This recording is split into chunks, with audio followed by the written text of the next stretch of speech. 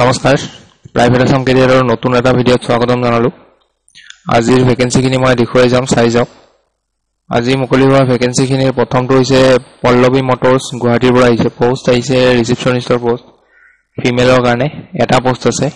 আপোনালোকৰ স্যালাৰি 12000 বা নেগোশিয়েবল হ'ব based on experience age limit দিয়া আছে 30 ইয়াৰ্ছ লৈকে এপ্লাই কৰিব পাৰে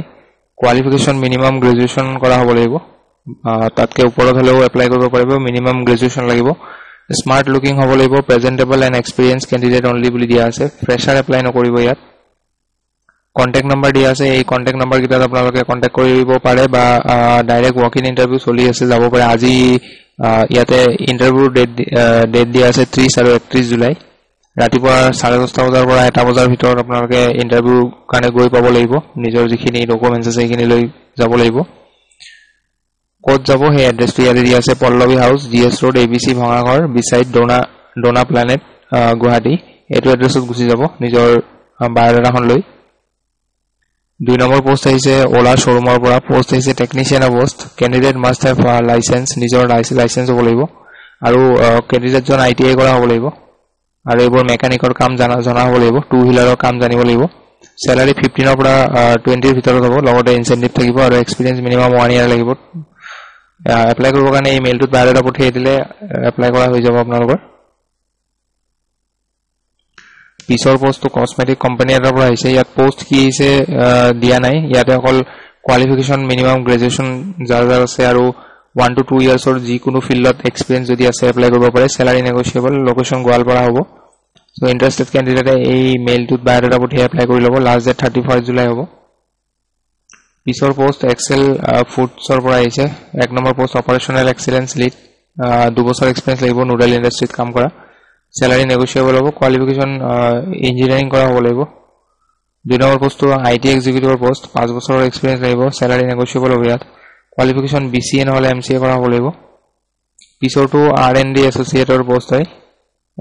2 to 3 ইয়াৰ্ছৰ এক্সপেৰিয়েন্স লাগিব ইয়াতো নেগোশিয়েবল হ'ব স্যালাৰি আৰু কোৱালিফিকেশন ইয়াতো ইঞ্জিনিয়াৰিং কৰা হ'ব লাগিব এটো মেইল দিয়া আছে এই মেইলত বায়োডাটা পঠিয়াই এপ্লাই কৰিব লাষ্ট ডেট হ'ব ইয়াৰে 2 আগষ্ট পিছৰ পোষ্টটো ওয়াইল্ড লাইফ ট্ৰাষ্ট অফ ইণ্ডিয়াৰ পৰা আহিছে পোষ্ট আহিছে এসিস্ট্যান্ট ফিল্ড অফিচাৰ এটা পোষ্ট আছে লোকেশন মানস নেশনাল পাৰ্ক হ'ব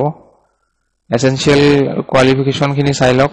মাস্টাৰ্স কৰা হ'ব লাগিব এনভায়ৰনমেন্ট সায়েন্সত বা wild life science forestry ecology and equivalent degree আৰু লগতে এক্সপেৰিয়েন্স যদি 2 বছৰ আছে এপ্লাই কৰিব পাৰে কিন্তু 0 বুলি দিয়া আছে মানে ইয়াতে ফ্ৰেছাৰো এপ্লাই কৰিব পাৰে যি সকল ফ্ৰেছাৰ হয় তেওঁলোকে এপ্লাই কৰিব সো এপ্লাই কৰিবৰ কাৰণে আপোনালোকে এই মেইলটোত বায়োডাটা পঠিয়াব আৰু বায়োডাটাখন পঠিওৱাৰ সময়ত আপোনালোকে নিজৰ বায়োডাটাখন আপডেট কৰি ল'ব ভালকে গুটেখিনি ডিটেইলছ আৰু লগতে সাবজেক্ট লাইনটোত মানে মেইলৰ সাবজেক্ট লাইনটোত লিখি দিব CV for Assam Haathi project বুলি আৰু এটো লাষ্ট ডেট হ'ব 31 জুলাই পিছৰ পোষ্টটো কম্পিউটাৰ ইনষ্টিটিউট এটাৰ পৰা আহিছে পোষ্ট আহিছে ষ্টেনোগ্ৰাফাৰ 2 নম্বৰটো গ্ৰাফিক্স ভিডিও এডিটিং 3 নম্বৰটো হাৰ্ডৱেৰ নেটৱৰ্কিংৰ পোষ্ট 4 নম্বৰটো স্পোকেন ইংলিশ 5 নম্বৰটো সফটৱেৰ ফেকাল্টি সো কোনোবা যদি এইকেইটা পোষ্টৰ এপ্লাই কৰিব বিচাৰিছে তেতিয়াহলে ইয়াতে মেইল দিয়া আছে আৰু কিবা যদি কোৱালিফিকেশন ৰিলেটেড কিবা খুদিব লগা থাকিলে এই নম্বৰটো কল কৰি ল'ব লাষ্ট ডেট ইয়াৰে 1 আগষ্ট হ'ব পিছৰ পোষ্ট অডি গুৱাহাটীৰ পৰা আহিছে পোষ্ট আহিছে মাৰ্কেটিংৰ এটা পোষ্ট আছে ৰিকোয়াৰমেন্ট খিনি ইয়াতে পইণ্ট ওয়াইজ পঢ়ি যাব যদি কোনোবা এপ্লাই কৰে ৰিকোয়াৰমেন্ট খিনি ভালকে পঢ়ি চাই এপ্লাই কৰিব কোৱালিফিকেশন গ্ৰেজুৱেচন কৰা হ'ব লাগিব যিকোনো ষ্ট্ৰীমত আৰু ইয়াতে experience fresher can also apply বুলি দিয়া আছে ফ্ৰেছাৰ হ'ব এপ্লাই কৰিব পাৰে কিন্তু আপোনালোকৰ কমিউনিকেশন স্কিল ভাল হ'ব লাগিব হিন্দী ইংলিশ আৰু এছএমএছ ভালকে জানিব লাগিব যদি ফ্ৰেছাৰ হয় আৰু যদি এক্সপেৰিয়েন্স হয় তেতিয়াহলে তেওঁলোকক আগতে প্ৰিফাৰেন্স দিব এটো মেইল দিয়া আছে এই মেইলটোত বায়োডাটা পঠিয়াব যদি শৰ্ট লিষ্ট কৰে ইন্টাৰভিউ কাৰণে কল কৰিব আপোনালোকক লাষ্ট ডেট ইয়াৰে 3 আগষ্ট হ'ব পিছৰ পোষ্টটো এসবিআই লাইফৰ পৰা আহিছে পোষ্ট আহিছে ডেভেলপমেন্ট মেনেজাৰ এক্সপেৰিয়েন্স 1 to 2 ইয়াৰ্ছৰ হ'ব লাগিব সিমিলাৰ ফিল্ডত আৰু কোৱালিফিকেশন এনি গ্ৰেজুৱেচন বা মাস্টাৰ্স কৰা হলে এপ্লাই কৰিব পাৰে লোকেশন আইজল ৰয়িং পাছিঘাট আৰু তেজু এটো তেজু বুলি এটা এটো তেজু হয় নে তেজপুৰ হয় এটো ভালকে কম নাপালো এটো তেজু বুলি ইয়াতে দিয়া আছিল এটো চাই লব এটো চাই লব আৰু কোনোবাই যদি জানে তেজু নামৰ লোকেশন কোড আছে তেওঁলোকে এপ্লাই কৰি লব এটো পোষ্টত এইটো মেইল দি আছে এই মেইলটোত বায়োডাটা পঠিয়াই এপ্লাই কৰি ল'ব আৰু নিজৰ যেটো বায়োডাটাখন পঠিয়াৰ সময়ত মেইলৰ সাবজেক্ট লাইনটো লোকেশনটো দি দিব লাষ্ট ডেট ইয়াৰে 31 জুলাই হ'ব পিছৰ পোষ্টটো আপোনালোকৰ ইন্ডিগো এয়াৰপোৰ্ট ভেকেন্সি পোষ্ট আহিছে ground staff security guard flight cleaner retail staff airport loader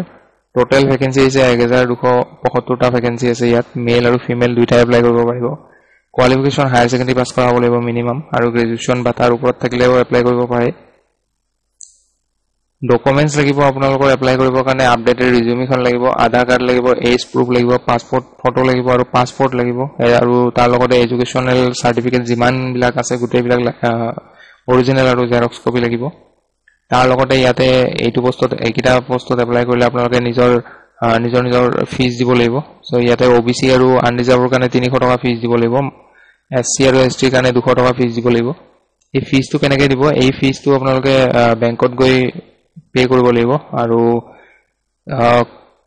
কোনটো একাউণ্টত পে কৰিব লাগিব আপোনালোকৰ ইয়াতে মোবাইল কন্টাক্ট নম্বৰ দিয়া আছে এই কন্টাক্ট নম্বৰত আপোনালোকে কল কৰি ল'ব কল কৰি কিনে বেংক ডিটেইলছটো তেওঁলোকৰ পৰা কালেক্ট কৰি লৈ আপোনালোকে সেই বেংকত